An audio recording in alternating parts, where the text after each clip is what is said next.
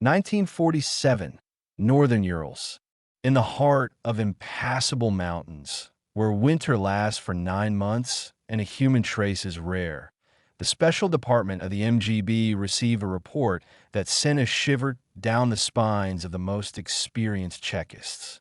A week ago, contact was lost with Prokhorov's geological party.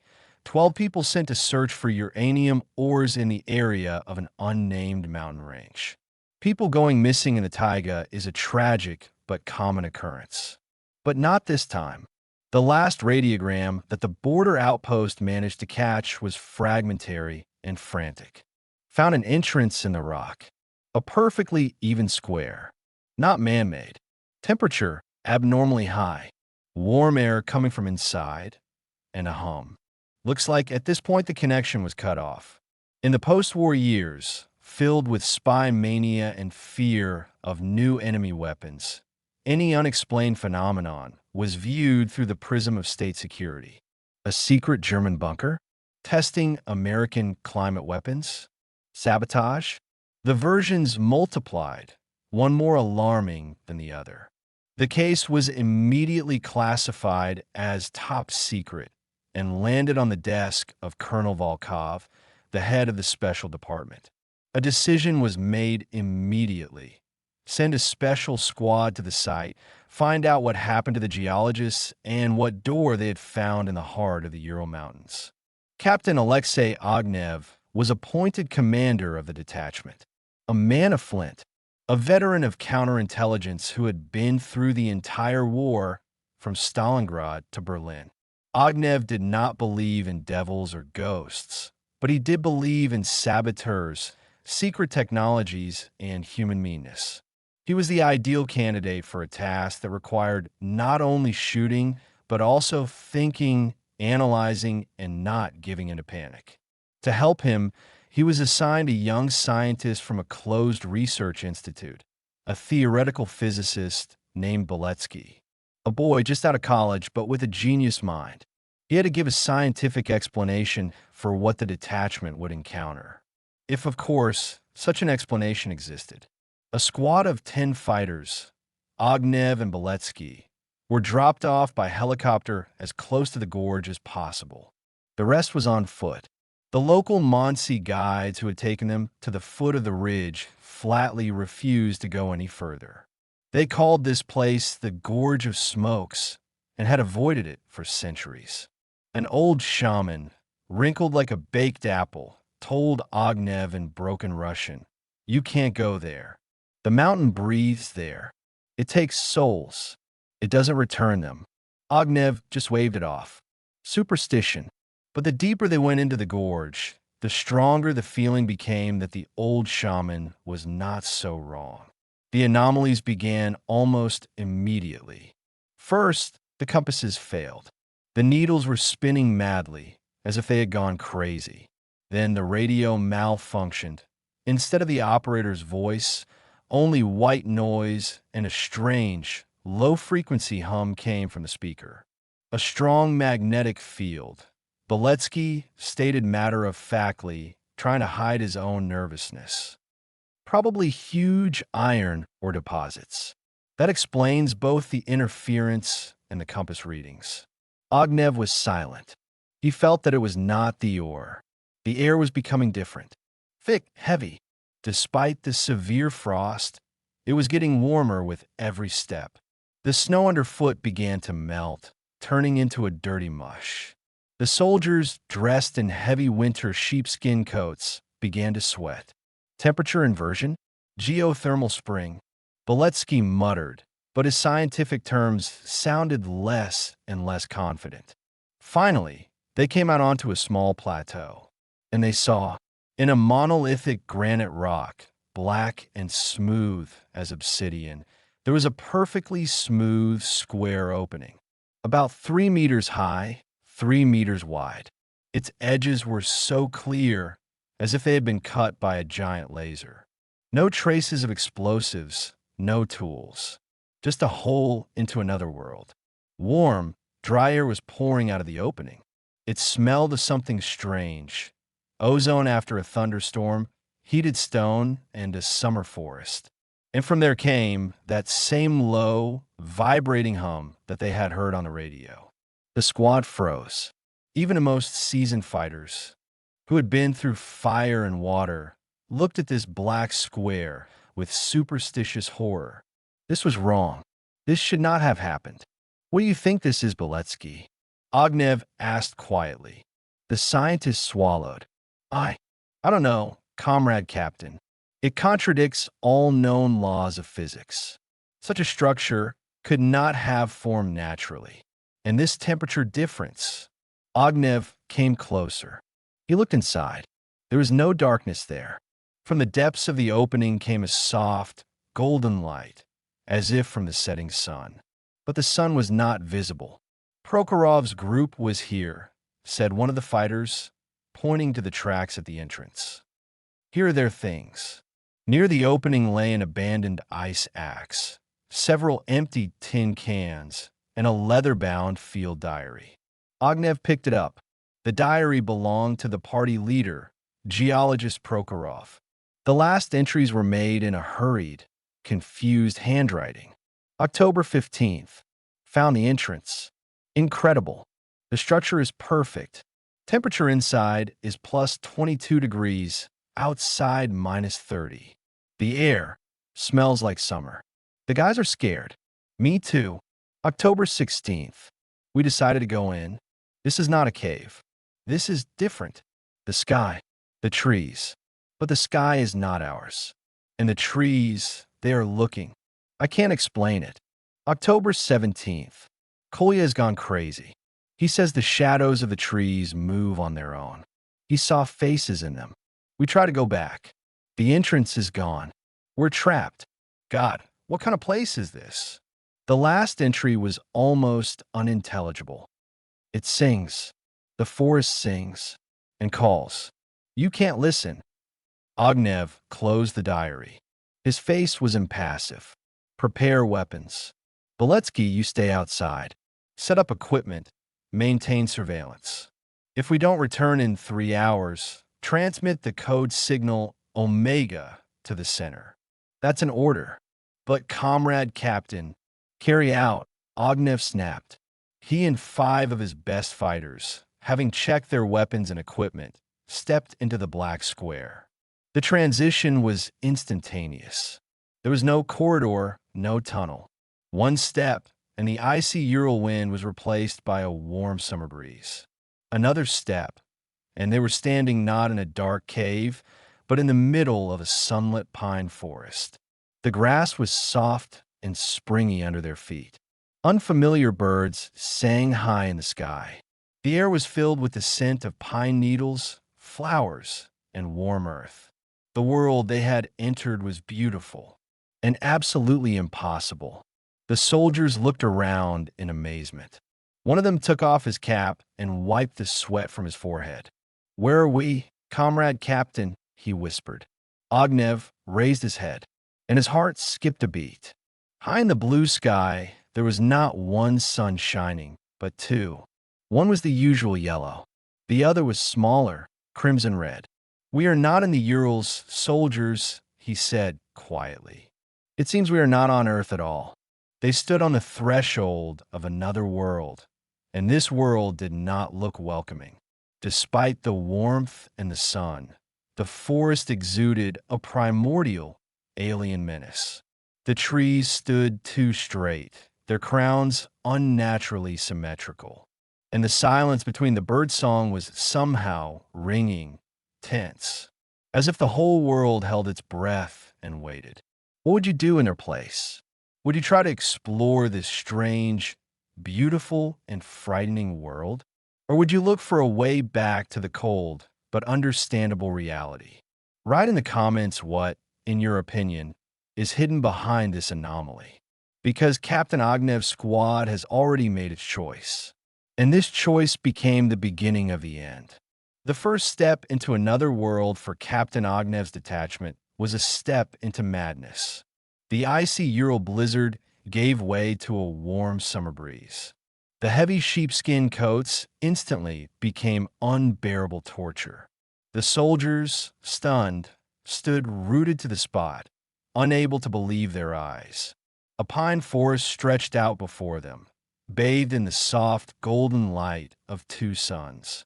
"Comrade Captain, what is this?" whispered Sergeant Petrov, a stern, weather-beaten man who seemed never to be surprised by anything in his life. But now his face expressed the confusion of a child. Ognev was silent, his gaze riveted to the sky. Two suns, one familiar, yellow, the other smaller, crimson-red, hung unnaturally close to each other. It was wrong. It was impossible. "Beletsky, what are your thoughts?" Ognev finally said, without taking his eyes off the anomalous sky. The young scientist, pale as a sheet, fiddled with his instruments. I don't know. It could be a local distortion of space-time, or a portal. But physics as we know it doesn't allow for that. The thermometer shows plus 24 degrees. Humidity is 60%. Pressure is stable. This is a perfect summer day. Ideal. Ognev chuckled. "Look at the trees, Beletsky." Everyone looked. The pines, tall and slender, stood in perfectly straight rows, as if they had been planted with a ruler. Their crowns were unnaturally symmetrical, almost spherical. There was not a single broken branch, not a single dead tree. This forest was too perfect to be real. And there was something deeply disturbing in this sterile beauty. "Halt!" Ognev commanded. "Set up camp here. Petrov, post sentries. No one to go far. Our task is to find the geologists and figure out what kind of place this is." The soldiers, still in shock, began to silently carry out the order. They took off their heavy winter clothes, remaining in their tunics. They lit a fire, although in this warm air it seemed absurd. But fire is a symbol of order, a symbol of human peace in the middle of an alien, incomprehensible forest. While they were setting up camp, Ognev and two of his men decided to explore the surrounding area. They moved deeper into the forest. The ground was soft and springy under their feet, covered with a carpet of pine needles. It smelled of pine needles and flowers that were not visible. But the further they went, the stronger the feeling became that they were not alone. There were no animal tracks, no bird song, which they had heard at first. The forest fell silent, as if holding its breath, watching them. Half an hour later, they came upon it. A geologist's camp. 2 canvas tents, abandoned equipment, scattered tools. And the smell. A faint but distinct smell of decay. The camp was abandoned in panic. One of the tents was torn apart from the inside. An overturned pot of cold porridge lay nearby. A geological hammer, a theodolite, boxes of rock samples. Everything was abandoned like useless junk. "Look around," Ognev ordered. In one of the tents, they found what they were looking for. Several diaries. Ognev took the one that belonged to the party leader, Prokhorov. The last entries confirmed his worst fears. October 18th. 3rd day of this summer. We can't find the exit. The entrance is gone. Just a stone wall. We've walked around the entire plateau. No exit. We're trapped. The radio is silent. Only a hum. It's getting louder, especially at night. October 19th. No one slept at night. We heard singing. Children's voices. They were singing an old lullaby. But there are no children here. Where are these voices coming from? Kolya, our radio operator, says he hears his dead sister. He is crying. He seems to be going crazy. October 20th. It's not just a forest. It's alive.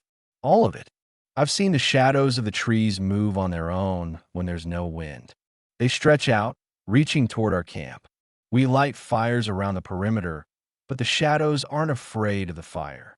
They just wait. October 21st. Kolya disappeared.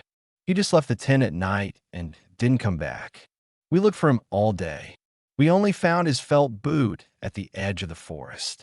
That's it. No traces, no struggle. It was as if he had vanished in a thin air. I'm afraid. We're all afraid. October 22nd. It sings. The forest sings. Voices in my head. They promise peace. They say you don't have to fight. You just have to surrender. Become a part. I'm writing this and my hand is shaking. I don't want to, but the song, it's so beautiful. The last entry was in a different handwriting, crooked and jerky. Prokhorov went into the forest. He said he was following a call. We tried to stop him. He laughed, said we were fools, that it was good there. Now we were left alone. The forest is watching and singing. God has abandoned us. Ognev closed the diary. His hands were not shaking, but cold sweat appeared on his forehead. He looked at his soldiers. Their faces were pale. They understood everything. We're going back to camp. Immediately ordered. They ran back, looking back at every shadow. The forest, which had seemed beautiful an hour ago, now looked like a death trap. Every tree seemed like a predator, lurking in anticipation. Returning to the camp, Ognev gathered everyone. The situation has changed, he said in a level voice that held no hint of panic. Prokhorov's group is most likely dead. We are in an unknown location, with no contact with the outside world. Our main task is to survive and find a way out. From now on, a 24-hour watch is in place. No one leaves the camp perimeter alone. Any oddities, report to me immediately. Any questions? There were no questions. There was only oppressive silence.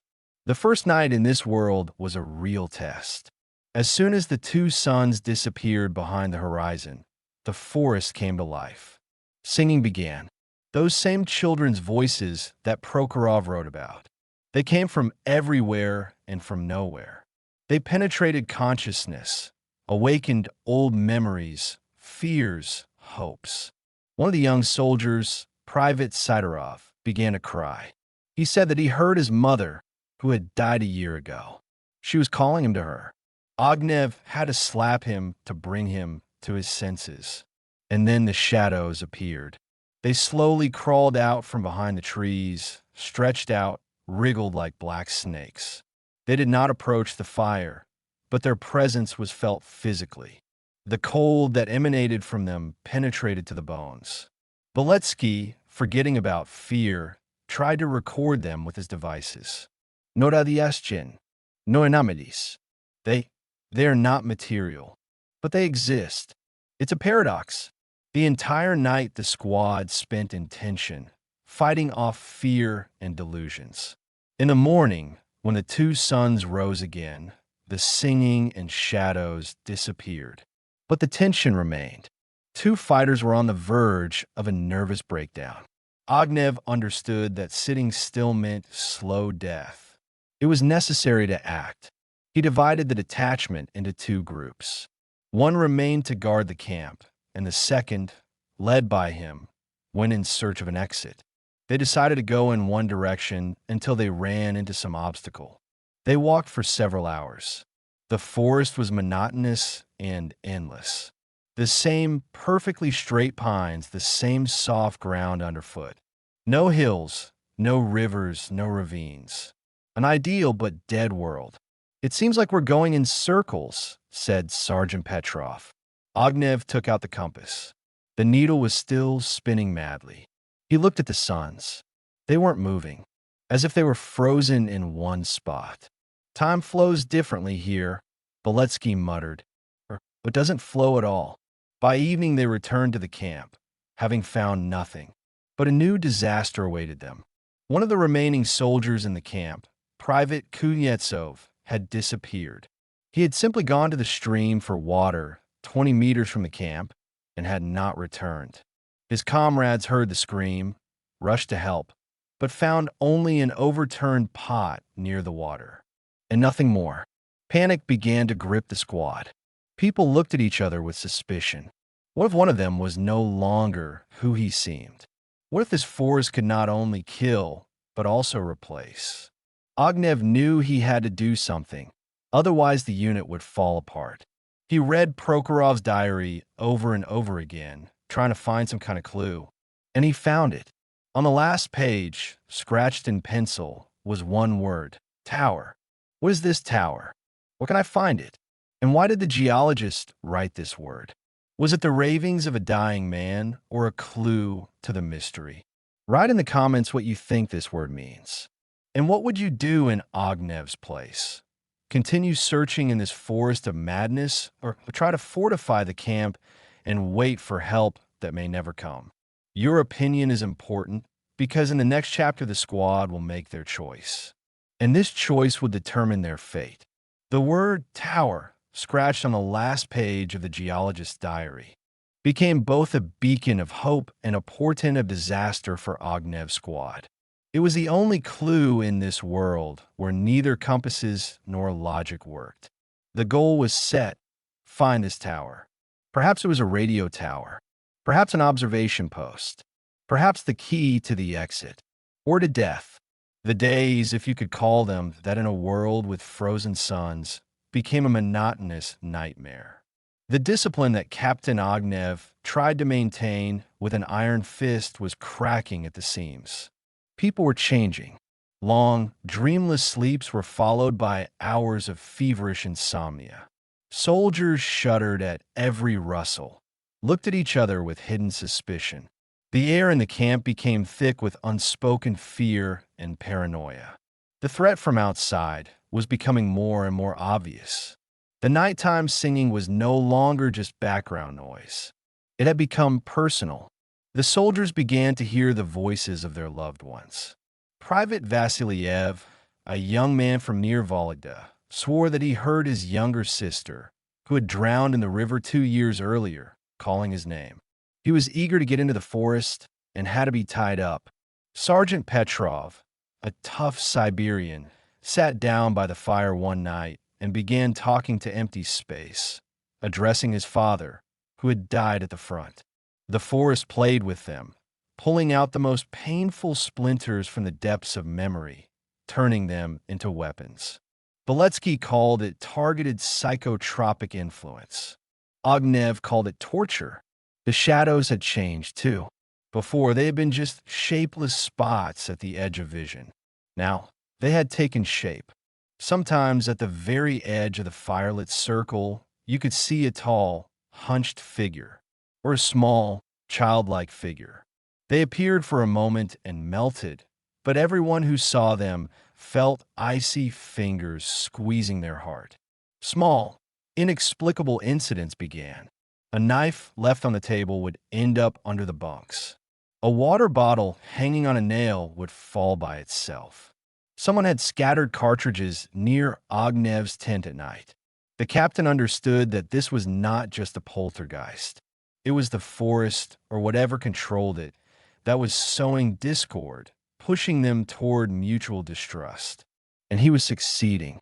Private Varnin was the first to break down. He jumped up in the middle of the night, screaming that Beletsky was not a scientist, but a spy, that he had led them here on purpose, that he talked to the forest at night. Varnin was subdued, but his crazy accusations fell on fertile ground. The soldiers began to look askance at the physicist, who was indeed behaving strangely, constantly muttering something, writing incomprehensible formulas in his notebook, and looking at everyone with a detached gaze. Ognev understood that sitting still meant allowing this madness to devour them one by one. He made a decision. We're getting ready. We're leaving in an hour to search for the tower. His voice was firm, leaving no room for argument. We'll split into 2 groups. I'll lead the reconnaissance. Sergeant Petrov, you're in charge of the camp. If we don't return in 12 hours, act according to the situation. But don't leave the camp. Ognev took the most steadfast ones into his group. Vasiliev, whom he managed to bring to his senses, a silent sniper named Sukhov, and Beletsky. He took the scientist not because he trusted him, but because he did not want to leave him in the camp, where his own comrades could tear him to pieces. They moved north, using the moss on the trees as their guide, the only method that worked here. Theirs was a descent into hell. The forest changed before their eyes. Trees with perfectly symmetrical crowns gave way to ugly, twisted trunks that seemed to be writhing in pain. The marshy soil squelched underfoot, even though there had been no rain. The air was filled with a sweet, sickening smell like rotting flowers. And the voices. Now, they weren't just singing. They were whispering, right into the ear. To each his own. They reminded Sukhov of the captivity from which he had miraculously escaped. They reminded Vasiliev of his sister drowning in dark water. They told Ognev of his wife and son who had died during the bombing in 1942. The whispers were skillful. They pressed on most painful points, forcing one to doubt, to get angry, to despair. "Don't listen," Ognev growled, seeing his soldiers slow down, their faces distorted. "This is a deception, an illusion. But how can you not listen when the voices are in your own head?" They came across the remains of the last geologist's camp. It was a terrible sight. Strange symbols were carved into the trees, spirals, crossed-out crosses. Bundles of human hair were tied to the branches. And in the center of the clearing stood something that looked like a scarecrow, made of branches, moss, and pieces of geological form. They were trying to protect themselves, Beletsky whispered. It's like ritual amulets. They were trying to fight this place with its own weapons. But they couldn't. Next to the stuffed animal lay another diary. The entries in it were almost illegible, written in a trembling hand. "The tower is not salvation. It is the heart. It calls. You cannot go. It sings the song of the flesh. Shadows are not ghosts. They are gardeners. They reap the harvest. We have become part of the soil. We are sprouting." Ognev burned the diary. He didn't want his people to read it. A few hours later, they came to a clearing. A huge, perfectly round clearing, in the center of which stood IT. It was not a tower in the human sense. It was a tree so huge that its top was lost in the clouds. Its trunk, as thick as a house, was not made of wood, but of something alive, like intertwined muscles and sinews. The bark was covered with patterns that, upon closer inspection, turned out to be human faces. Hundreds, thousands of faces frozen in the expression of a silent scream.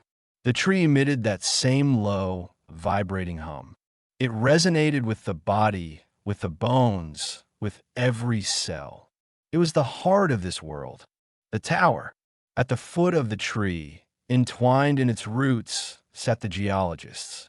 All 12 of them. Their bodies were withered, but not dead. Each chest rose and fell slowly. Their eyes were open, looking at the two suns with a blank, serene gaze. They were part of the tree. They were its fruit. Beletsky suddenly screamed.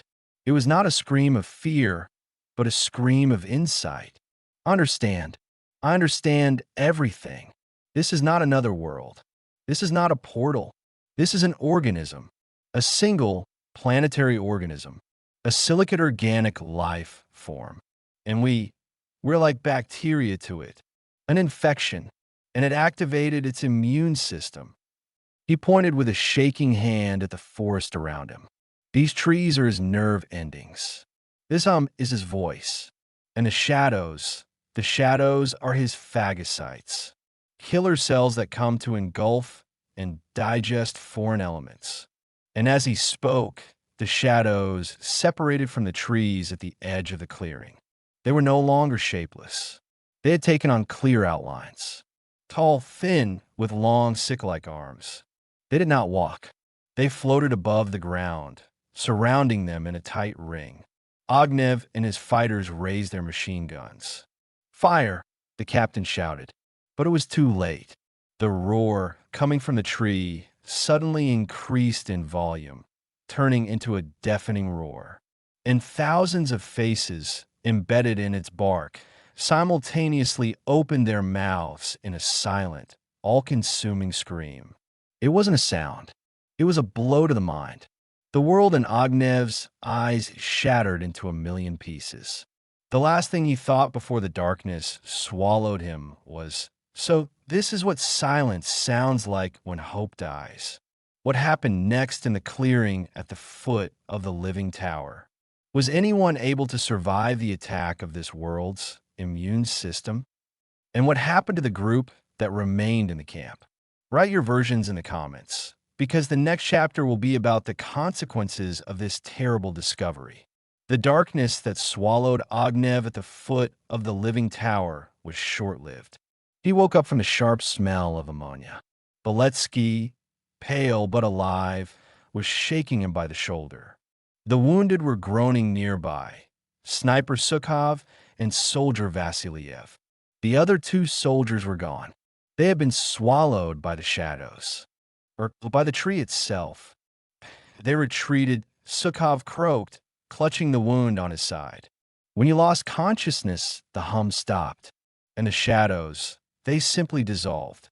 Ognev sat up. His head was splitting.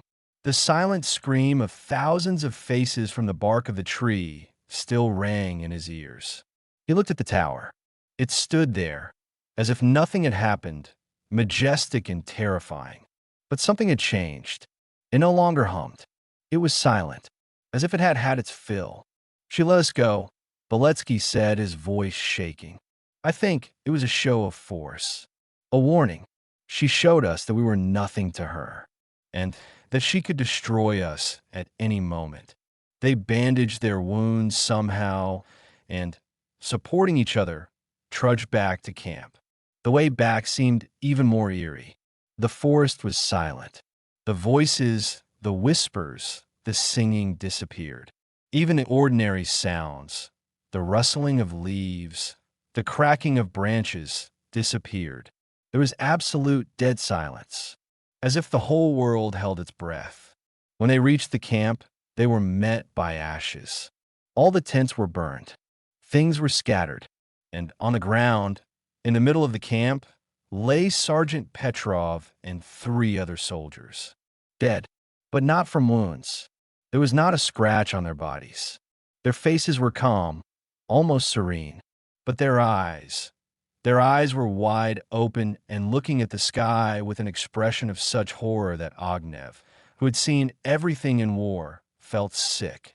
"They're not dead," Beletsky whispered, examining the bodies. "They are empty, as if their souls had been sucked out of them. Every last drop." At that moment they understood. While they were at the tower, there had been a guest in the camp too. And he was not merciful. Left alone in the middle of a hostile, alien world, the 4 of them found themselves on the brink of despair. There was almost no food left. There were few bullets. But that was not the most frightening thing. The most frightening thing was the silence. It pressed on the ears, on the brain. It drove them crazy. "We can't stay here," Ognev said. His voice was deafening in the silence. "We have to go. Find a way out." "Where to go, comrade captain?" Sukhov asked. "We've been going in circles. There's no way out." "Then it needs to be done," Ognev replied. He looked at Beletsky. "Your instruments. What do they show?" Beletsky switched on his counter. "Strange. The field that was jamming the radio has weakened. And I'm picking up a weak but stable signal. Distorted, but it's there." "Where?" "Outside. From our world. It's a distress beacon. Very weak, but it's there. Like someone is trying to get through to us. Hope.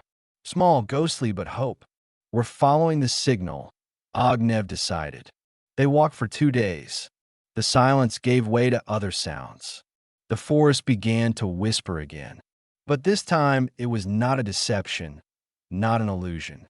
It was a direct, meaningful voice. It spoke in their heads. It told them the story of this world. They learned that this world was not a planet. It was a seed. The seed of a giant cosmic organism that traveled from star to star, absorbing worlds and turning them into part of itself. Millions of years ago, this seed fell to Earth in the Ural Mountains and fell asleep, waiting for its time. And in 1947, human activity woke it up, and it began to germinate, creating this pocket world its incubator.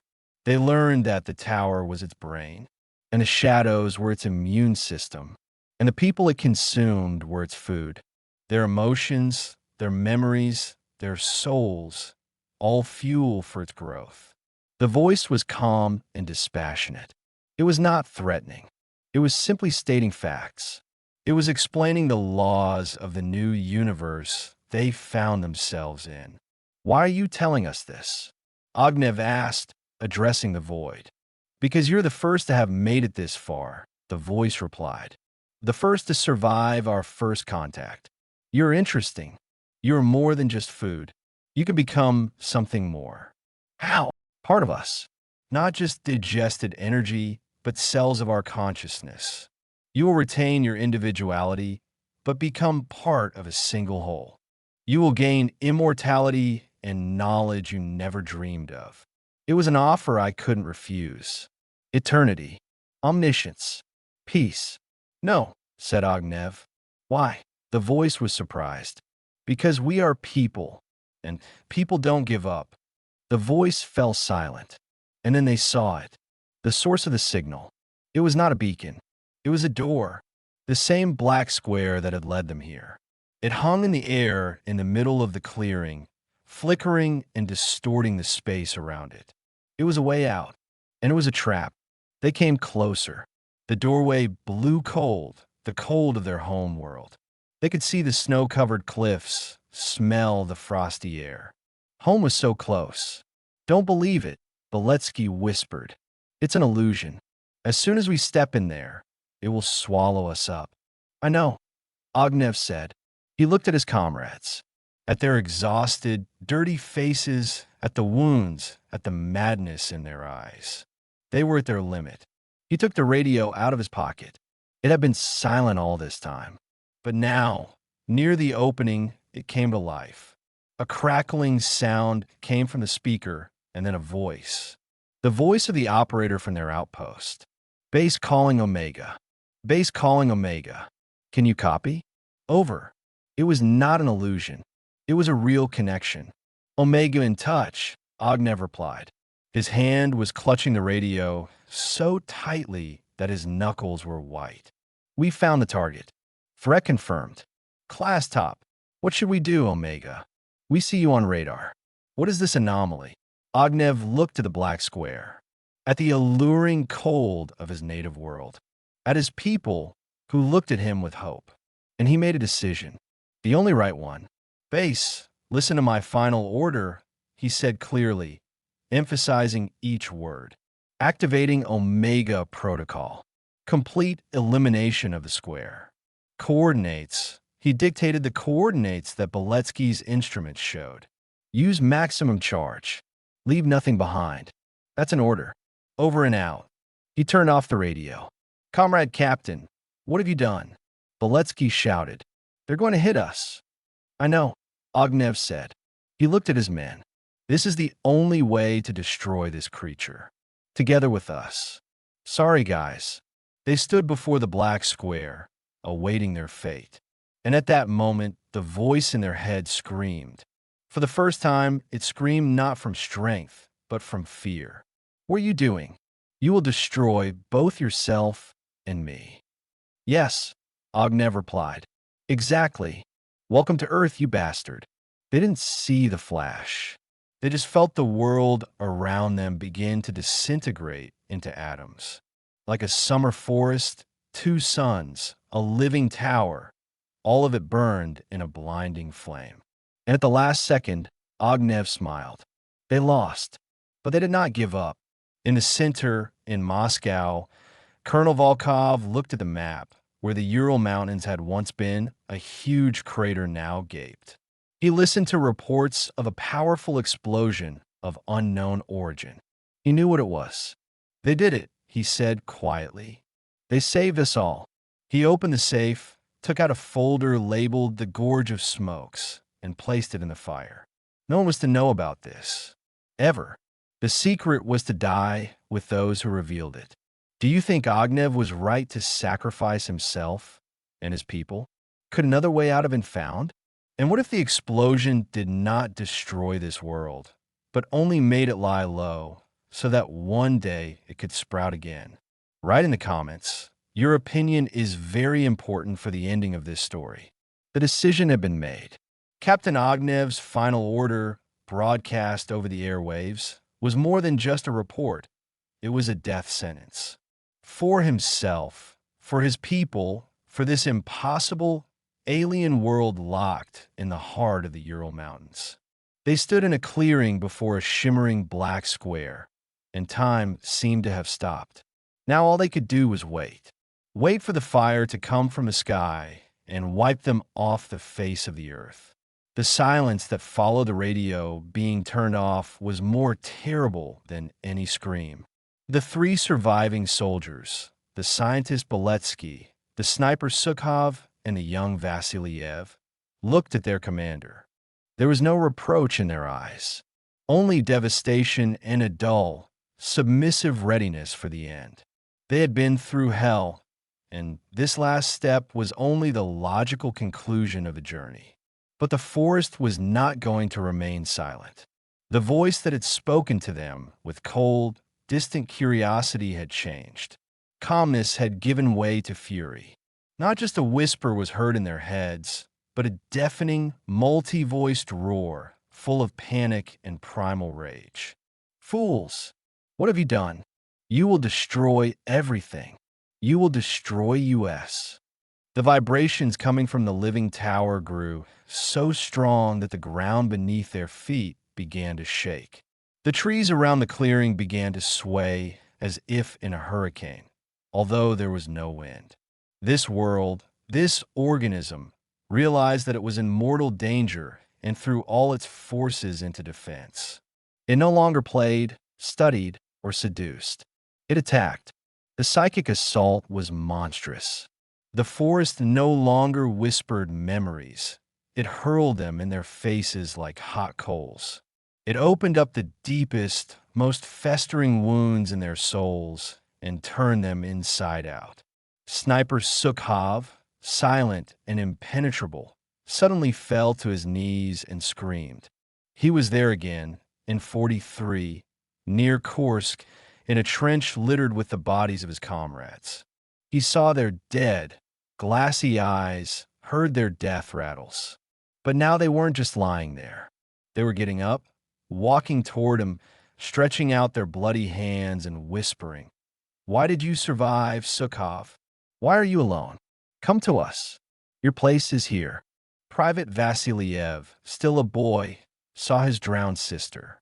She was standing in the middle of a clearing, wet and blue, looking at him reproachfully. "You didn't save me, little brother," she said. "You stood on the shore and watched. You were afraid. You're a coward. Now come to me. Atone for your guilt. The water here is warm."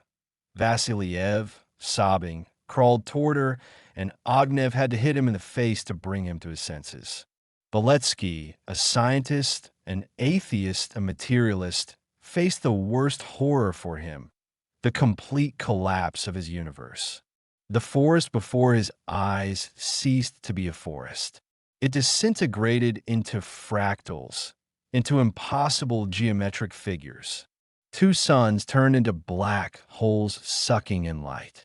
The air was filled with dissonant, maddening music, the music of the spheres, which turned out to be the howl of a mad universe. He sat on the ground, rocking and mumbling fragments of formulas that no longer made any sense. Even Ognev, the rock-like man, faltered. His wife and son stood before him. Not ghosts, not memories. Alive, warm. They did not call him to them. They begged him to live. "Don't do this, Alyosha," his wife said. "Don't die. Come back to us. We are waiting." It was the most sophisticated, the cruelest blow. The forest struck not at fear, but at love. "It's not too late," the voice roared in their heads. "Cancel the order. We will give you everything you want. Life, love, peace. Just let US live." Ognev looked at his wife's face, at his son's eyes. He saw his people writhing on the ground, torn apart by their own demons. And it was not pity that rose up in him, but a cold, leaden rage. "Shut up, creature," he croaked, "not to the visions, but to the forest, to this sentient nightmare. You wanted to know what humans are? Well, look, we can suffer. We can be afraid. We can die, but we do not trade souls." He grabbed a machine gun. Not to shoot, that was useless, but to have something to lean on. He pulled Vasiliev to his feet, shook Sukhov. "Hold on," he shouted, trying to be heard over the roar in their heads. "It's in agony. It's afraid. It's panicking. Don't listen. Don't look. Hold on." They huddled in the center of the clearing, back to back, like the last defenders of a doomed fortress. For men against the world. And the world was in its death throes, bringing down all its might on them. The clearing shook. The trees bent to the ground. The sky above cracked like glass. And through this chaos, through this universal howl, they heard a sound. At first it was quiet, barely audible. Then louder and louder. A steady, growing hum that was not part of this world. The hum of jet engines. They are coming. The voice in their heads exploded into a scream for the last time. A scream of pure animal terror. The shadows that had only watched before rushed towards them from all sides, trying at the last second to devour, to drag away, to erase. Ognev looked at the faces of his fighters, distorted, exhausted, but in the eyes of each there was a fire, the fire of defiance. They had stood firm. "Farewell, men," he said. It was good service. He didn't see the blinding flash. He didn't feel the scorching heat. He felt the world around him. This summer forest, two suns, the living tower, voices and shadows, dissolving, erasing, turning into nothing. His last thought was not about his wife, his son, or the life he had lived. His last thought was, the Omega Protocol has been completed. And in distant Moscow, in a quiet office on Lubyanka, Colonel Volkov looked at the report lying on his desk. The object in square 47B has been eliminated. As a result of the use of special ammunition, an explosion of abnormal power was recorded. The epicenter has been completely destroyed. There are no survivors. Volkov stood up and walked over to the fireplace, where the wood was crackling merrily. He was holding a thin folder with the inscription Dymov Gorge. He froze for a moment, looking at the fire. Then, slowly, with some strange reluctance, he threw the folder into the flames. The paper instantly burst into flames. The secret had to die, but the colonel didn't know one thing. He didn't know that the seed that fell to earth millions of years ago, before falling asleep, managed to release billions of microscopic spores into the atmosphere. Spores that spread across the entire planet. Spores that slept in the permafrost, at the bottom of the oceans, in the bodies of living beings. Spores that waited, and the explosion that destroyed their mother became a signal for them. A signal to wake up. Do you think the sacrifice of Ognev's squad was in vain? What is more frightening, one big, obvious threat or thousands of small, hidden ones that can sprout anywhere and anytime? Write in the comments, because the end of this story is only the beginning of a new one. The explosion that wiped the Ural Gorge off the face of the earth was codenamed Zarya 7 in secret MGB documents. According to the official version, it was a test of a new type of tactical nuclear weapon. In reality, it was the most desperate and expensive disinfestation in the history of mankind. The fire born in the depths of the atom was supposed to burn out the alien infection, seal the passage between the worlds, and bury under tons of radioactive ash the secret that could drive the world crazy. They thought they had one. In a quiet office on Lubyanka, Colonel Volkov personally burned the last file on the Dymov Gorge case in the fireplace. He watched the fire consume the reports, the photographs, the names of Captain Ognev and his men. They no longer existed. They were not born. They did not serve. They did not die. They became ghosts in the archive, nameless heroes of an undeclared war. Volkov felt not relief, but heaviness. He knew that they had not simply destroyed the enemy. They had killed their own soldiers, who had carried out orders to the last. This was the price of safety, a price always paid in silence.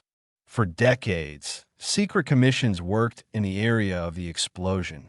Scientists in lead suits took soil samples, measured radiation, looked for any traces of anomalous activity. The reports were the same: object completely neutralized, residual energy level within normal limits, no signs of foreign biological or spatial presence detected. The world could sleep peacefully, but the world didn't know that he was sleeping on a powder keg. The explosion did not destroy the seed. It merely destroyed its first immature body, its incubator. The enormous release of energy that should have been the end became the beginning. It awakened something that had been asleep for millions of years. Spore. Billions of microscopic, dormant spores that the mother organism had released into the Earth's atmosphere in prehistoric times. They were everywhere. In the permafrost of Siberia, at the bottom of the Mariana Trench, in the volcanic ash of Iceland, in the dust of the Egyptian pyramids, in the lungs of every living thing on the planet. They were sleeping. They were waiting for a signal. And the explosion of Zaria 7 became that signal for them, a bell that announced the beginning of awakening. Years passed. The story of the smoke gorge turned into a dusty legend, a horror story for young operatives. Life went on as usual. Humanity built cities, fought, loved, invented computers, and flew into space. It felt like the master of the planet. And at this time, strange, at first glance, unrelated things began to happen all over the world. In 1960, in Antarctica, the Soviet polar station Vostok, while drilling ice at a depth of 4 kilometers, came across a layer that defied all analysis. It was neither ice nor rock.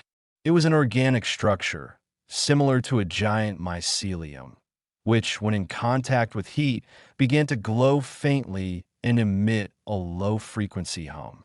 The case was immediately classified. In 1978, an American bathyscaphe exploring the Pacific Ocean floor captured on film huge, pulsating fields of light stretching for hundreds of kilometers. Scientists assumed they were an unknown form of bioluminescent plankton. But one oceanographer wrote in his private journal, "This is not plankton. It looks like a nervous system, the nervous system of something the size of a continent."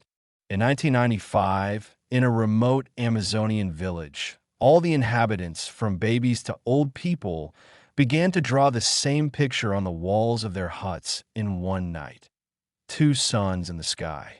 The events were scattered, separated from each other by thousands of kilometers and decades.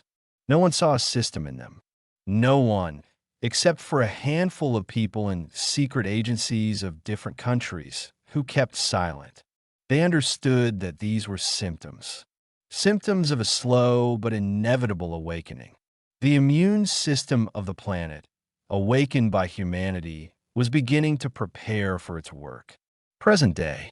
Moscow. Central Archive of the FSB. A young archivist, let's call him Alexei, is sorting through old files from the MGB era destined for disposal. Boring, routine work. And then, in one of the folders marked abnormal events in the USSR Armed Forces, he finds a strange document. A thin, yellowed sheet of paper. This is not a report, not an order. This is a transcript of the last radiogram received from a reconnaissance aircraft that flew over the Northern Urals in 1947. Judging by the pilot's voice, he was on the verge of hysteria. "Base, I'm Sokol 3. I see a flash. My God, what a flash. It's not yellow, it's green. The whole horizon is green. And the mountains, they seem to be melting. No, They're not melting, they're moving. My God, they're alive. I see. I see faces in the rocks. Thousands of faces. And they're screaming. They're all screaming. The recording then ends. The plane disappeared from radar. The official reason is engine failure. Alexei sits, holding this piece of paper in his hands. He feels a chill running down his spine. He looks out the window at the gray Moscow sunset. And for one brief, elusive moment, it seems to him that there is not one sun in the sky, but two.